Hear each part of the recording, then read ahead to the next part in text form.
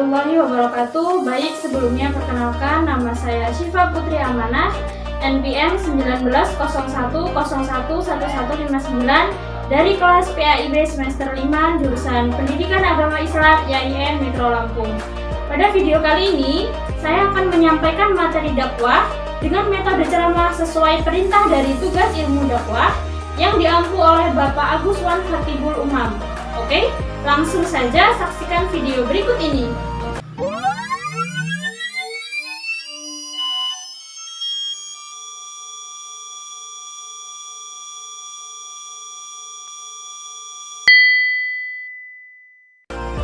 Bismillahirrahmanirrahim. Assalamualaikum warahmatullahi wabarakatuh. Alhamdulillahirabbil alamin. Wassalatu wassalamu ala asrofil anbiya'i wal mursalin wa ala alihi washabihi ajma'in, amma ba'du. Segala puji bagi Allah yang telah memberikan kita nikmat yang banyak, yang jika kita hitung nikmat tersebut maka tidak akan bisa kita menghitungnya. Kedua kalinya, sholawat beserta salam mari kita curahkan kepada junjungan kita Nabi besar Muhammad Sallallahu Alaihi Wasallam yang kelak kita nantikan syafaatnya di yaumul qiyamah. Allahumma amin. Teman-teman yang berbahagia, pada kesempatan ini saya akan menyampaikan suatu hal yang nantinya insya Allah bermanfaat untuk kita semua yang mendengarkannya.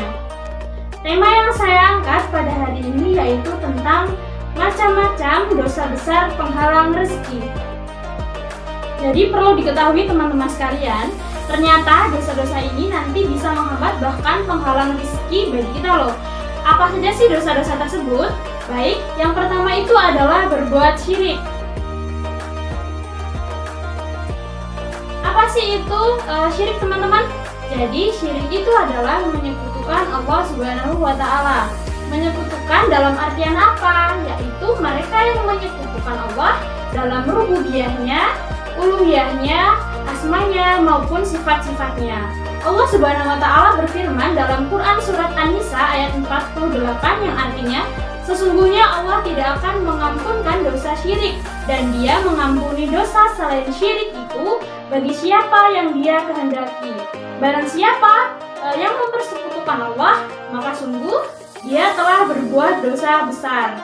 Ini adalah salah satu dosa penghalang rizki. Makanya, untuk teman-teman semua, yuk kita sama-sama memperkuat iman kita agar jauh dari perbuatan syirik, serta tingkatkan ibadah kita kepada Allah Subhanahu wa Ta'ala. Niscaya, kita tidak akan terjerumus ke dalam dosa besar, apalagi sampai berani untuk menyekutukan Allah Subhanahu wa Ta'ala. Dosa besar yang kedua yaitu meninggalkan sholat. Ayo loh, siapa nih teman-teman yang sholatnya masih bolong-bolong? Meninggalkan sholat ini teman-teman termasuk ke dalam penghalang rezeki loh. Ibnu Qayyim menyebutkan bahwa meninggalkan sholat 5 waktu dengan sengaja adalah dosa yang paling besar dibanding dengan dosa membunuh, merampas harta orang lain, berzina, mencuri, dan meminum khamar atau minum-minuman keras. Ayo teman-teman, dibiasakan dari sekarang, jangan coba-coba untuk meninggalkan sholat lagi ya, yang masih bolong-bolong itu, supaya hidup kita damai dan rezeki kita pun juga lancar tanpa hambatan, insya Allah. Dosa yang selanjutnya yaitu dosa durhaka kepada kedua orang tua. Nah, ini nih teman-teman, tanpa kita sadari, kadang kita seringkali membentak kedua orang tua kita, mencaci mereka, apa yang kita minta harus selalu mereka turuti, berkata kasar, dan lain sebagainya. Hal-hal tersebut tidak diperkenankan untuk dilakukan lagi ya teman-teman sekalian. Perintah Allah Subhanahu wa Ta'ala sudah jelas dalam Quran surat Luqman ayat 14 yang artinya, dan kami perintahkan kepada manusia agar berbuat baik kepada kedua orang tuanya. Ibunya telah mengandungnya dalam keadaan lemah yang bertambah-tambah dan menyapihnya dalam usia 2 tahun. Bersyukurlah kepadaku dan kepada kedua orang tuamu, hanya kepadaku kembalimu. Maksud dari ayat tersebut yaitu kita sebagai anak wajib untuk berbuat baik kepada orang tua kita masing-masing. Kadang nih teman-teman, kita nggak pernah tahu tuh gimana perasaan orang tua kita kalau kita membentak, membantah, dan berkata kasar kepada mereka. Pasti sudah terbayang lah ya di pikiran kita gimana gambaran perasaan orang tua kita jika melihat anak yang selama ini sudah mereka didik dengan sebaik mungkin, tetapi malah membuatnya sedih dan kecewa. Untuk itu teman-teman sekalian, setelah kalian mendengarkan tausiah ini, lalu pulanglah dan meminta maaf kepada kedua orang tua kalian, dan saya yakin tidak ada orang tua yang tidak sayang sama anaknya. Perbuatan anak yang menyakiti hatinya sekalipun pasti akan dia maafkan, karena pada dasarnya orang tua itu hanya ingin anaknya berbakti kepadanya, bukan anak yang selalu menyakiti hatinya. Baik, yang berikutnya yaitu berzina. Teman-teman pasti nggak asing lagi dong ya dengan kata tersebut. Apa teman-teman masih ada yang pernah mencoba untuk melakukannya? Ayo, apa pesan Allah dalam Quran surat Al-Isra ayat 32? Bismillahirrahmanirrahim. Wala taqrabuz zina innahu kana fahisyah wa sa'a sabila, yang artinya, dan janganlah kamu mendekati zina. Zina itu sungguh suatu perbuatan keji dan suatu jalan yang buruk. Nah, dari ayat tersebut sudah dijelaskan teman-teman sekalian bahwa mendekati saja sudah dilarang oleh Allah, apalagi jika melakukannya. Nauzubillah min dzalik. Ternyata berzina ini termasuk ke dalam kategori dosa penghalang rizki. Dan teman-teman pasti sudah tahu sendirilah ya, zaman sekarang orang-orang yang masih dalam ikatan pacaran saja tingkahnya sudah melebihi orang yang dalam ikatan pernikahan. Gak kebayang deh betapa Allah kecewanya sama orang-orang yang sudah melampaui batas tersebut. Semoga teman-teman yang mendengarkan tausiah ini bisa segera memperbaiki diri masing-masing. Jangan sekali-kali membuat Allah kecewa dengan perbuatan kalian ya. Nanti nyesel. Penyesalan itu datangnya di akhir, bukan di awal. Kalau di awal itu namanya pendaftaran. Oke? Dosa selanjutnya yaitu memutus tali silaturahim.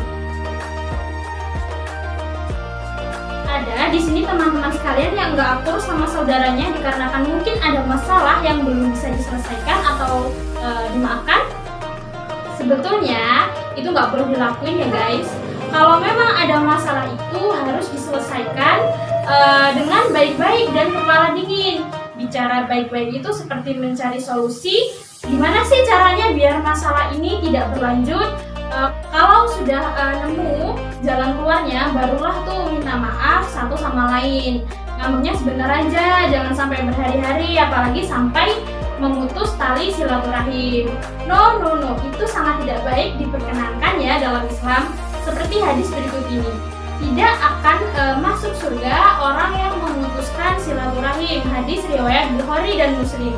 Segeralah meminta maaf jika ada salah, agar masalah itu nantinya tidak berkelanjutan dan tidak sampai memutus tali silaturahim. Yang terakhir adalah hibah. Saya yakin ini adalah dosa yang paling sulit untuk dihindari oleh teman-teman sekalian. Sebelumnya, saya jelaskan dulu deh, apa itu sebenarnya hibah. Jadi, hibah adalah menggunjing, membicarakan aib saudara kita tanpa sepengetahuan mereka di hadapan orang lain.